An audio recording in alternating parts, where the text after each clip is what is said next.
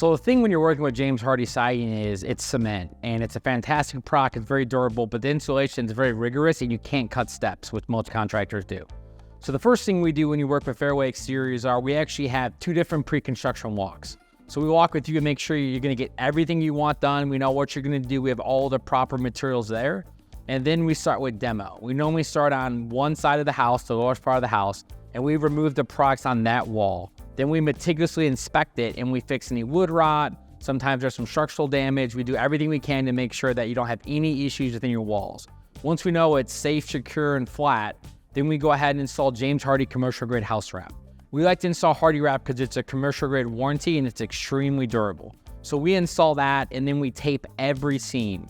Hardie doesn't require this. No cities require this. You could simply overlap the house wrap. The problem is it doesn't really help you get energy efficiency. It doesn't keep insects and bugs out. So we install commercial grade house wrap made by Hardie.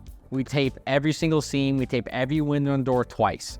From there, we go back to some more prep work. So we walk around the wall and we basically think about when you're doing tile on the floor, you lay out the pattern of tile.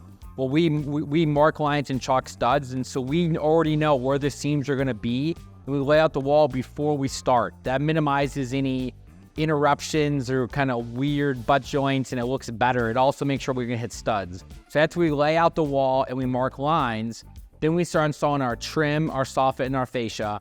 And then from there, we install our starter strip at the bottom of the wall for James Hardie siding. Now this is important because it gives it the proper kick out. I will tell you, it's on page 1 of Hardie install guide, and 95% contractors don't do it because they're lazy and they're cheap. So we either use a stainless steel starter strip or we rip down a piece of Hardie. It depends where we're at in the wall because sometimes you could see the stainless steel and obviously that's a problem. So we build our starter strip, we install the Hardie on top of it, and then Hardie's got a nail line. And so what we do is we nail exactly on the nail line every single time.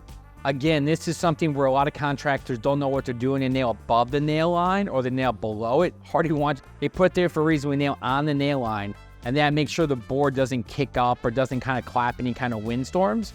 So we install that, and then we basically install that entire wall. Then we caulk it, we do touch up, we make sure everything properly. Then we move on to the next wall and we start again, okay? So on a bigger house, sometimes if we want to put 2 crews on it to make sure a job goes faster, sometimes we'll do that, and then we'll basically start 2 walls at the same time. That way we can be done in 10 to 12 days instead of 3 or 4 weeks. But it's the exact same process that we follow.